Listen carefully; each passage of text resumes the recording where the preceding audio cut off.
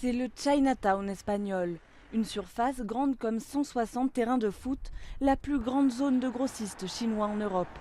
400 entreprises pour un chiffre d'affaires annuel de près de 900 millions d'euros. Yang Wei a 41 ans. Il est arrivé en Espagne il y a 20 ans et a monté son commerce à Cobo Calleja. Ici en Espagne, nous travaillons encore plus. Nous travaillons beaucoup pour tenir le coup face à la crise. Depuis 2 ans, on ressent la crise. Les ventes ont beaucoup baissé. Près de 170 000 Chinois vivent en Espagne. La majorité, comme Yang Wei, vient de la région de Wenzhou, au sud de Shanghai.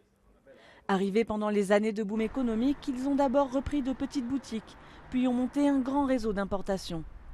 Ils fournissent en vêtements, bibelots et appareils électroniques la plupart des bazars en Espagne.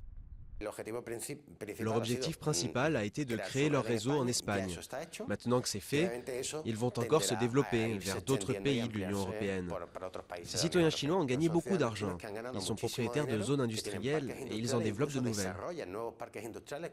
Les entrepreneurs chinois semblent mieux résister à la crise que les autres.